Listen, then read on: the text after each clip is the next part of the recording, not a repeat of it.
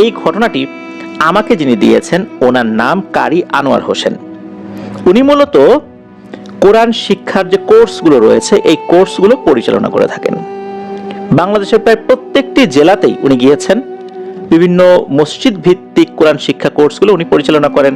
দেখা যাচ্ছে যে অনেক বয়স্ক ব্যক্তিরা রয়েছেন যারা একটা সময় কোরআন তেলাওয়াত করতে পারতেন, ভুলে গেছেন। আবার দেখা যাচ্ছে যে অনেকে কোরআন তেলাওয়াত করেন কিন্তু অশুদ্ধভাবে কোরআন তেলাওয়াত করেন।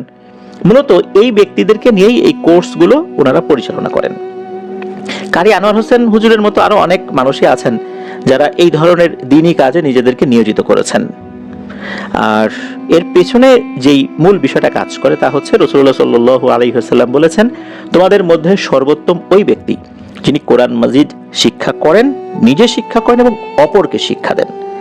তো মূলত এই জায়গা থেকেই এই ধরনের কাজে নিজেদেরকে নিয়োজিত করেছেন এই কারি আনোয়ার হুজুরের মতো আরো অনেক মানুষ। আল্লাহ তাআলা তাদের এই প্রচেষ্টাকে কবুল করুন। তো উনি গিয়েছিলেন সাতক্ষীরা জেলার শ্যামনগর উপজেলার একটা জায়গায়। তো এটা একদম গ্রাম এটা বলা যাবে না, শ্যামনগর যে উপজেলা, এই উপজেলার যেই শহরতলি যেটা শহর এলাকা এর ভেতরেই একটা মসজিদে। তো সেখানে মোটামুটি 15-20 জনের একটা ব্যাচ হয়ে যায়। তারা এশার নামাজের পর এই কোরআন শিক্ষাটা করতেন। তো ওইখানে মূলত একজন লোক আসেন। তো উনি মূলত দেখা যাচ্ছে যে যেই বয়সী আর কারি আনোয়ার হুজুরের যে বয়স প্রায় একই বয়স। কারি আনোয়ার হুজুরের বয়স 35 থেকে 40 বছর, ওই সময়ের কথা বলছি, 2017 কি 18 সালের কথা আর কি। আর ওই লোকের বয়সও 35 থেকে 40 বছর। তো এনার নাম হচ্ছে এমদাদুল হক, যিনি আর কি এই কোরআন শিক্ষা করতে আসছেন। তার সাথে খুব ভালো একটা সম্পর্ক হয়ে যায়। আর কারি আনোয়ার হুজুরের বাড়ি কিন্তু কুমিল্লা জেলার সদর উপজেলারই একটি গ্রামের, সঙ্গত কারণে গ্রামের নামটি উনি প্রকাশ করার অনুমতি দেননি। তো কথা প্রসঙ্গে বিভিন্ন ধরনের আলাপ আলোচনা হয়, জিন নিয়ে আলোচনা হয়। তখন এমন এক রহস্যময় ঘটনা ওই এমদাদুল হক সাহেব উনি এই আনোয়ার হুজুরকে বলেছিলেন, এটার ব্যাখ্যা আনোয়ার হুজুর আর খুঁজেই পান নাই, এটা কি হতে পারে। সেই ঘটনাটি এখন আপনাদের সাথে শেয়ার করব। এই ঘটনাটির সূত্রপাতটাও বেশ রহস্যময়। এই ঘটনাটি মূলত যাদের কাছ থেকে শুনতে শুনতে ওনারা আসছেন, বিশেষ করে এই যে এমদাদুল হক সাহেব, তো উনি কিন্তু একজন সরকারি চাকরিজীবী। উনি দেখা গিয়েছে যে ছোটবেলায় কোরআন তেলাওয়াত করতে পারতেন, পরবর্তীতে আস্তে আস্তে ভুলে গেছেন। এই জন্যই মূলত এই কোর্সটা উনি করতে আগ্রহী হয়ে এসেছিলেন আর কি। তো ওনার দাদার বাবা, যার নাম হচ্ছে এখলাস উদ্দিন মোল্লা, আর দাদার নাম হচ্ছে আলতাফ উদ্দিন মোল্লা। তো এই এখলাস উদ্দিন যিনি, তো তখন সাল 1920 কি 25 বছর। তখন ওনার বয়সী একজন ব্যক্তি ওই এলাকাতে ছিল, তার নাম হচ্ছে আলহাজ মিয়া। এই আলহাজ মিয়ার বয়স ওই সময় 35-36 বছর।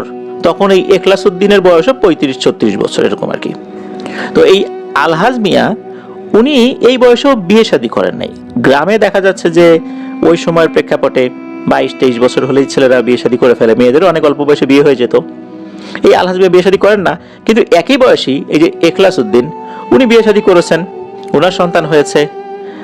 আর ওনার বেশ কয়েকজন সন্তানের মধ্যে একজন সন্তান হচ্ছে এই যে আলতাফ উদ্দিন দাদা, যিনি আলতাফ উদ্দিন দাদার বয়স তখন ছিল হচ্ছে 6 কি 7 বছর। এই আলহাজ মিয়া উনি কিন্তু খুবই পরোপকারী একজন মানুষ, সদালাপী মানুষ, সবার সাথেই গল্প গুজব করতেন, কারো বিপদ দেখলে এগিয়ে যেতেন। কিন্তু সমস্যা হলো উনি বিয়ে শাদী করতে চান না। মানুষজন যখন তাকে নিয়ে মজা করতো যে কিরে আলহাজ মিয়া বিয়ে শাদী করিস না কেন, তখন বলতো আরে ভাই ওসব সংসার টংসার আমার দিয়ে হবে না, আমার ঘুরে বেড়াতে ভালো লাগে। এদিকে আলহাজ মিয়াকে নিয়ে তার মা বাবার চিন্তা শেষ ছিল না, কেননা এই আলহাজ মিয়া ছিলেন তার পিতা মাতার একমাত্র সন্তান, অন্য কোনো ভাই বোন ছিল না। এখন ছেলে এভাবে ঘুরে বেড়ায়, অন্যের বিপদ দেখলে এগিয়ে যায়, সেটা ঠিক আছে, ঘর সংসার করতে সমস্যা কি। তারা ছেলেকে বোঝাতে ব্যর্থ হয়ে বিভিন্ন সময় হুজুর কবিরাজের কাছে গিয়েছেন, তদবির নিয়ে ছেলেকে যদি বিবাহমুখী করা যায়, সংসারমুখী করা যায়, কিন্তু কোনোভাবেই আলহাজ মিয়ার উপর এই সমস্ত তদবির কাজ করেনি। সে এইসব বিষয়ে কোনো আগ্রহী কখনো দেখায়নি। একবার হয় কি, আলহাজ মিয়া বাড়িতে বলে যায় যে সে কোনো একটা জায়গায় যাবে, কোন জায়গায় যাবে এটা আসলে বলতে পারেননি কেউই। উনি যখন যান ওই রাত্রে অনেক ঝড় বৃষ্টি হয়েছিল। এরপর আলহাজ মিয়াকে আর খুঁজে পাওয়া যায়নি। কেন খুঁজে পাওয়া যায়নি? কারণ ঝড় বৃষ্টি হয়েছিল, ওই রাত্রে ফেরেন নাই। পরে ফিরবেন। একদিন, 2 দিন, 1 সপ্তাহ, 2 সপ্তাহ, 1 মাস, যেতে যেতে বছর পার হয়ে যায়, আলহাজ মিয়া আর ফেরেননি।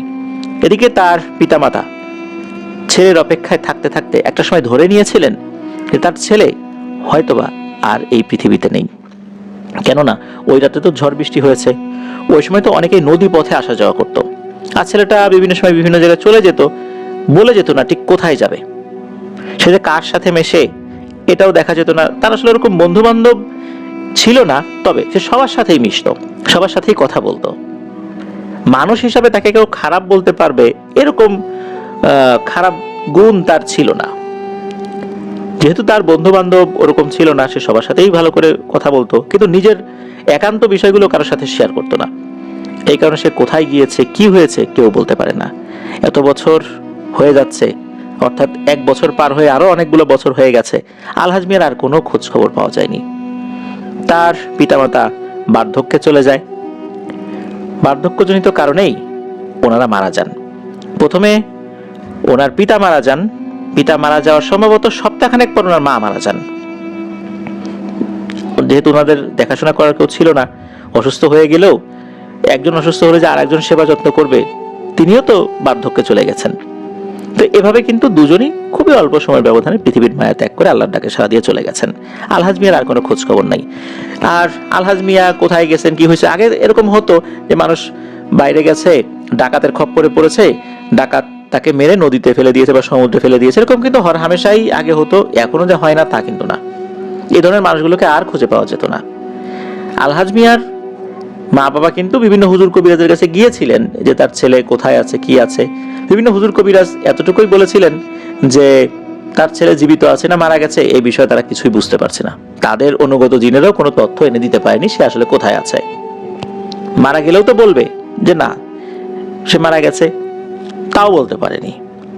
এই কারণে এক ধরনের এক অনিশ্চিত জীবন নিয়েই যে তাদের আসলে কি হবে, এই বৃদ্ধ বৃদ্ধা দুইজনের, তার ছেলে কি আর কখনো আসবে, তার ছেলে কি তাদের খেদমত করবে, এরকম একটা অনিশ্চয়তা নিয়েই তারা জীবনটা পার করে ফেলেছেন।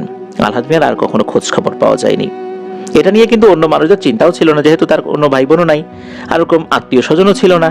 আর কে কার খোঁজ খবর রাখে, সবাই নিজেদেরকে নিয়ে ব্যস্ত হয়ে পড়ে। এই আলহাজ মিয়ার সাথে মাঝে মাঝে কথা হতো এই এখলাসউদ্দিনের। এই এখলাসউদ্দিন উনি যখন আলহাজ মিয়ার সাথে কথাবার্তা বলতেন, তখন তার ছেলে এই যে দাদা আলতাফউদ্দিন উনি দেখতেন। আলতাফউদ্দিনের মাথায় মাঝে মাঝে হাত বুলিয়ে দিতেন এই আলহাজ মিয়া, আর হাসতেন। মাঝে মাঝে কিছু কিনেও দিতেন, মিষ্টি জাতীয় কিছু। সেই হিসাবে এই আলতাফউদ্দিন দাদা উনি কিন্তু আলহাজ মিয়াকে একদম ছোটবেলা থেকেই খুব ভালো করে চিনতেন, তার চেহারাটা তার খুবই ভালো করে মনে ছিল। এভাবে হারিয়ে গেছেন এই বিষয়টা আলতাফউদ্দিন দাদাও ওই শিশু বয়সেই মেনে নিতে পারে, তার মনের মণিকোঠায় একটা গভীর ক্ষতের সৃষ্টি করেছিল। যাই হোক, সময়ের সাথে মানুষ অনেক কিছু ভুলে যায়, বহু বছর হয়ে যায়। একদিন হয় কি, এই যে দাদার বাবা মানে আলতাফউদ্দিন দাদার বাবা এখলাসউদ্দিন সাহেব, উনি মোটামুটি 60-এর দশকের কোন একটা সময়, তখন তো তারও অনেক বয়স হয়ে গেছে, প্রায় এই ঘটনার 40-45 বছর পর, তার বয়সও তখন 80-র কাছাকাছি। তো উনি ওই সময়ে দর্শনা রেলওয়ে স্টেশনে গিয়েছেন কোন একটা কাজে। তখন উনি হঠাৎ করে ওই স্টেশনে একজন ব্যক্তিকে দেখতে পান। উনি দেখে প্রথমে থমকেছেন, যারে এই লোকটাকে। উনি দেখেন যে এটা আর কেউ না, সেই আলহাজ মিয়া। কিন্তু অবাক করার ব্যাপার হচ্ছে, এই যে আলহাজ মিয়া, ওনার বয়সের কোনো পরিবর্তন হয়নি। অর্থাৎ এখন থেকে প্রায় 40-45 বছর আগে আলহাজ মিয়া যেরকম যুবক ছিলেন, এখনো একই রকম। আলহাজ মিয়াকে দেখে উনি তো অবাক হয়ে যান, কারণ ওনার বয়স 80-এর কাছাকাছি হয়ে গেছে, অথচ আলহাজ মিয়া এখনো ইয়াং। উনি চোখে ভুল দেখছেন না তো? যেহেতু বয়স 80-এর কাছাকাছি হয়ে গেছে, চোখে উনি কম দেখবেন এটাই স্বাভাবিক। কিন্তু না, তখনও কিন্তু উনি একদম মানে কোনো ধরনের চশমা ছাড়াই পবিত্র কোরআন তেলাওয়াত করতে পারতেন, সবকিছু ভালো করে দেখতেন। এটা তো তার ভুল দেখার কথা না। তো উনি কি করলেন, তার পিছু নিলেন যে এ লোকটা কোথায় যায়। দেখলেন যে হেঁটে হেঁটে স্টেশনের পাশ দিয়ে কোথায় যেন যাচ্ছে। পিছন থেকে ডাক দিলেন, এই আলহাজ মিয়া। যেই না এক ডাক দিয়েছে, সাথে সাথে নাকি আলহাজ মিয়া ঘুরে তাকায়। ঘুরে তাকানোর পর আলহাজ মিয়া বেশ চমকে যায়, কিরে আমাকে ডাক দিল কে? তো চোখাচোখি হয়। চোখাচোখি হওয়ার পরই ওই আলহাজ মিয়া হাত দিয়ে ইশারা করে যে তুমি ভালো আছো। আমরা অনেক সময় হাত দিয়ে ইশারা করে বলি না যে ভালো আছো কিনা, এরকম বোঝা যায় কিন্তু দূর থেকে। তখন এই এখলাসউদ্দিন উনি বলেন যে হ্যাঁ ভালো আছি। উনি কাছে ডাকেন, কারণ এখলাসউদ্দিন ওনার তো বেশ বয়স হয়ে গেছিল, যার কারণে উনি আবার ওই যে আলহাজ মিয়ার কাছে যাবেন, এই জন্য উনি ডাক দেন হাতের ইশারা করে। কিন্তু হয় কি, ওই আলহাজ মিয়া হাতের ইশারায় না করে দেয়, না করে দিয়ে দ্রুত কোথায় যেন চলে গেল সে। এদিকে ওই এখলাসউদ্দিন সাহেব বলছে, এই দাঁড়া দাঁড়া রে, দাঁড়া আমি আসতেছি, দাঁড়া। উনি কষ্ট করে এগিয়ে গিয়ে আর আলহাজ মিয়ার সন্ধান পেলেন না। বিভিন্ন মানুষদেরকে জিজ্ঞেস করলেন যে আচ্ছা এখানে একটু আগে একটা লোক ছিল চলে গেল, আপনারা কি তাকে দেখেছেন, তাকে চেনেন? কেউ কিছু বলতে পারেনি। চেহারা বর্ণনা দিয়েছে কিন্তু কেউ কিছু বলতে পারেনি ওখানে। আর দর্শনা স্টেশনে তো উনি গিয়েছেন একটা কাজে, ওখানে ওনার কোনো আত্মীয় স্বজনও ছিল না, যার কারণে আত্মীয় স্বজনদের কাছে বলে আসবেন যে এরকম একটা লোককে দেখলে তোমরা একটু খোঁজ খবর দিও। আর এটা একটা অদ্ভুত ব্যাপার না? এটা যদি মানুষকে বলেন, মানুষ তো হাসাহাসি করবে। উনি বাড়িতে ফেরত এসে ওনার ছেলে আলতাফউদ্দিন দাদাকে বলেছিলেন যে আমি তো আলহাজ মিয়াকে দেখছি। তো ওই যে ছোটবেলায় দাদা উনি দেখেছেন, ওনার কিন্তু তখনও মনে ছিল। ওই সময় ওনার বয়স 5, 6, 7 এরকম ছিল, প্রায় 40-45 বছর পর। ওনার বয়স তো ওই 5, 6, 7 যদি 40-45 বছর পরে ধরি, তাহলে যদি 7 বছর ধরি, তাহলে তার বয়স হয়েছে কত? তার বয়স হয়ে গেছে 52 বছরের মতো। তো এই বয়সেও কিন্তু ওনার মনে ছিল আলহাজ মিয়ার কথা। তখন উনি বলেন যে আরে আব্বা আপনি কি না কি দেখছেন, আপনার তো বয়স হয়ে গেছে, মনে হয় চোখে ভুল দেখেছেন। তখন বলে আরে বয়স হয়ে গেছে বলে আমি এত ভুল দেখি না, বিষয়টা কেমন যেন মনে হয়, ছেলেটা হঠাৎ করে হারায় গেল আর কখনো আসলো না, বিষয়টা কেমন কেমন না। তো এই এখলাসউদ্দিন সাহেবের কথা আলতাফউদ্দিন দাদা উনি শুনলেন, তার বাবাকে বোঝানোর চেষ্টা করলেন, কিন্তু উনি কিন্তু ওভাবে বিষয়টা আমলে নেননি, যদিও পরিবারের সদস্যরা এই বিষয়টা আলোচনা করেছিলেন। তো এরপরে হয় কি, এই যে আলতাফউদ্দিন দাদা, তো উনি 1980-82 সালের দিকে উনি খুলনা থেকে, যে রকেট স্টিমার যেটা আমরা বলি, যে প্যাডেল চালিত স্টিমার যেগুলো, এখন তো এগুলো চলে না, ওই সময়ে এই বাগেরহাট খুলনা থেকে বরিশাল হয়ে চাঁদপুর হয়ে কিন্তু সদরঘাটে আসতো। উনি একদিন খুলনা থেকে এই রকেট স্টিমারে উঠেছেন, উদ্দেশ্য হচ্ছে যে উনি ঢাকাতে আসবেন। তো উঠেছেন, তখন ওনার মনে পড়ে, মানে ওনার যতটুকু স্মরণে আসে, যে উনি তখন বরিশাল পার হয়ে আসছেন। বরিশাল পার হয়ে আসছেন, তখন তো আসতে অনেক সময় লাগতো, কয়েকদিন লাগতো। আস্তে আস্তে আস্তে আস্তে আগাতো। এখনকার লঞ্চের মতো তো এত স্পিড এগুলোর ছিল না, তখন তো কয়লা চালিত ছিল, তখনও কিন্তু এই রকেট স্টিমার ইঞ্জিনগুলো ডিজেল চালিত হয়নি। কিছু কিছু হয়তো বা হয়েছিল তখন, কিন্তু কয়লা চালিতই ছিল বেশি আর কি। আস্তে আস্তে আসতো। উনি হঠাৎ করে এক রাতের বেলা একটা দৃশ্য দেখেন, তা হচ্ছে খুব পরিচিত একজন মানুষ মনে হচ্ছে, সে শুয়ে আছে, মাথাটা বের করা, শরীরের উপর একটা কাঁথা জাতীয় জিনিস দেওয়া, যেহেতু স্টিমারে আসতে গেলে ডেকের উপরে শুয়ে আছে, বাতাস তো লাগেই, যদিও তখন গরমকাল ছিল, বাতাসের কারণে হয়তোবা উনি গায়ে কোন একটা চাদর দিয়ে রেখেছিলেন। তো এই লোকটাকে দেখে না ওনার খুব পরিচিত লাগে, যে কোথায় যেন দেখেছি, কোথায় যেন দেখেছি, এরকম চিন্তা করছেন, এক দৃষ্টিতে তাকিয়ে আছেন। তখন মনে হলো যে আচ্ছা এই লোকটার চেহারা দেখে এই আলহাজ মিয়ার মতো মনে হয়, সেই ছোটবেলায় দেখছেন, তো এখন তো ওনার কত বয়স হয়ে গেছে। আর ওনার বাবার কথা, অর্থাৎ এই যে এখলাসউদ্দিন সাহেবের কথা মনে পড়ে, যে আমার আব্বাও তো দর্শনা স্টেশনে দেখছিল একই বয়সে, কিন্তু এখন চেহারা দেখি যে সেই একই বয়স, আমি 5-6 বছর বা 7 বছর বয়সে যেরকম দেখছি, এখনো দেখি একই বয়স, এটা কিভাবে সম্ভব? আমার অনেক বয়স হয়ে গেছে আর এর একই রকম বয়স, এটা কিভাবে সম্ভব? না, এ মনে হয় অন্য কেউ, আমার ভুল হচ্ছে। এই বলে উনি ওখান থেকে চলে যান। চলে যাওয়ার পর হয় কি, উনি কোন একটা ব্যালকনিতে বসেছিলেন ওই স্টিমারে, আরো লোকজন ছিল তখন, এদিকে তখন কিন্তু রাত হয়ে গেছে আর কি, বা সন্ধ্যা পার হয়ে গেছে, রাত আনুমানিক কয়টা এটা জানা যায় না, তবে রাত ছিল আর কি। হঠাৎ করে ওনার মাথার উপর কে যেন হাত বুলাচ্ছে, মানে এমন ভাবে হাত বুলাচ্ছে মনে হচ্ছে হাতটা মাথার উপর মালিশ করে দিচ্ছে। মনে হলো যে এই মালিশটা তার মাথায় এক অন্য রকমের প্রশান্তি দিচ্ছে।